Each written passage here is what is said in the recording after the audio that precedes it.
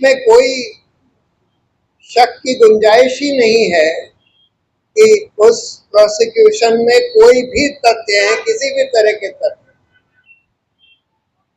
लेकिन फिर भी वो केस जो है अभी तक जैसे मैंने बोला ट्रायल वर्चुअली शुरू नहीं हुआ है और उनको बेल भी नहीं दी गई। देखिए, बेल ना देने का एक कारण तो खैर ये है कि उनके खिलाफ यूएपीए के चार्जेस लगा दिए गए हैं। यूएपीए में बेल का प्रावधान नॉर्मल कानून से अलग है। नॉर्मल कानून तो ये कहता है, सुप्रीम कोर्ट भी कह चुका है कि bail is your right, jail is the exception. और बेल तब तक नहीं डिनाई करी जाएगी अंडर ट्रायल को या अंडर इन्वेस्टिगेशन को, जब तक इन तीन चीजों में से एक चीज उसमें ना हो। पहला तो ये कि भाई ये भाग जाएंगे, अगर इनको बेल दे दी गई तो फिर ट्रायल ही नहीं फेस करेंगे। दूसरा ये कि अगर बेल दे दी गई तो सबूत से छेड़खानी करेंगे। और तीसरा ये कि बहुत ही संगीन अपराध किया है और अगर छोड़ दिया गया तो ये अपराध फिर से करेंगे। इन तीनों में से कोई भी चीज उमर खालिद या शर्जील इमाम के केस में प्रेजेंट नहीं थी जिसके आधार पर उनको बेल डिनाई करी जा सकती थी। लेकिन यूएपीए का कानून थोड़ा फर्क, उसमें ये लिख दिया है कि बेल देते समय ट्रायल कोर्ट को ये कहना पड़ेगा कि कोई प्राइमा फेसाई केस नहीं है अक्यूज के खिलाफ। अब अगर पुलिस किसी झूठे बयान पर या कोई झूठे आधार पर कोई चार्ज लगा दे तो ट्रायल कोर्ट के लिए ये कहना मुश्किल हो जाता है कि भाई कोई प्राइमा फेसी केस नहीं है। लेकिन खैर, उमर खालिद के केस में तो बिल्कुल सेफली ये कहा जा सकता था कि कोई प्राइमा फेसी केस नहीं है, क्योंकि उनकी चार्जशीट चाहे पढ़ लीजिए या उनके जितने भी वीडियोस हैं, उनके स्पीचेस के कुछ भी पढ़ लीजिए, किसी तरह से कोई चार्ज नहीं बनता है, खासकर यूएपीए का कोई चार्ज नहीं बन सकता। लेकिन यूएपीए में भी सुप्रीम कोर्ट ने एक अच्छी बात कह दिया कि अगर कोई केस में ट्रायल कई साल से खत्म नहीं हुआ है और जल्दी खत्म होने के कोई आसार भी नहीं है,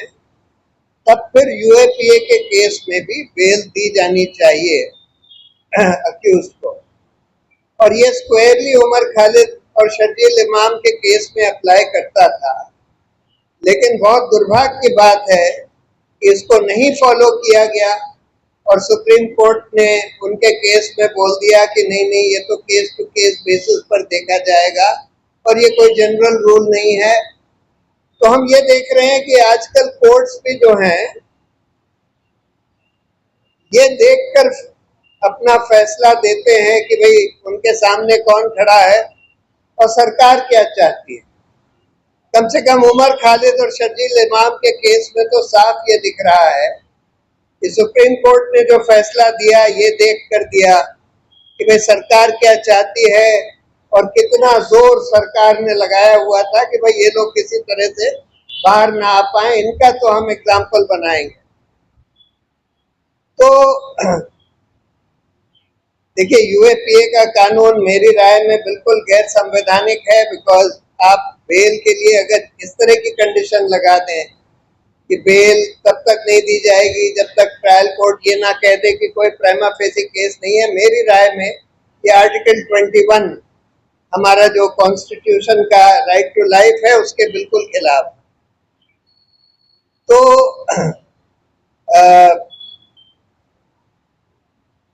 अब यही है कि देखिए, अभी फिर से उनका केस अभी हाई कोर्ट पहुंचा है, ट्रायल कोर्ट से होकर उमर खालिद का, और इस आधार पर किया गया है कि सुप्रीम कोर्ट का जो दूसरा फैसला है जो ज्यादा बड़ी बेंच का है, 3 जजों की बेंच का है, वो ये कहता है कि चाहे यूएपीए का केस हो, अगर ट्रायल खत्म होने का कोई प्रोस्पेक्ट ना हो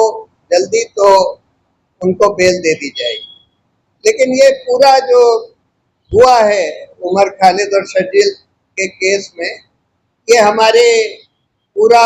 क्रिमिनल जस्टिस सिस्टम और खासकर कोर्ट्स के रवैये के बारे में, कोर्ट्स को बहुत खराब लाइट में दिखाता है। और ये दिखाता है कि हमारे कोर्ट्स जो हैं लिबर्टी से ज़्यादा अब कई बार सरकार जो चाहती है उसको ज़्यादा तवज्जो देने लगे हैं। पहले तो ये कहा जाता था कि भाई लिबर्टी जो है सबसे अहम राइट है और सबसे पहले लिबर्टी को देखा जाएगा। आज भी वो उनके केस में एक अच्छा फैसला, इंटरिम ऑर्डर कम से कम आया। ये उपाध्याय जो है जिसके खिलाफ FIR वगैरह यूपी पुलिस ने कर दी थी, चंदा चोरी के उसने बहुत सारे एक्सपोजेस किए थे अयोध्या के। तो कभी कभी और हाल में अब कुछ कुछ अच्छे फैसले भी आ रहे हैं कोर्ट्स के, लेकिन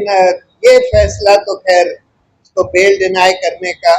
बिल्कुल मेरी राय में बिल्कुल गलत ही नहीं, बिल्कुल गैर संवैधानिक है,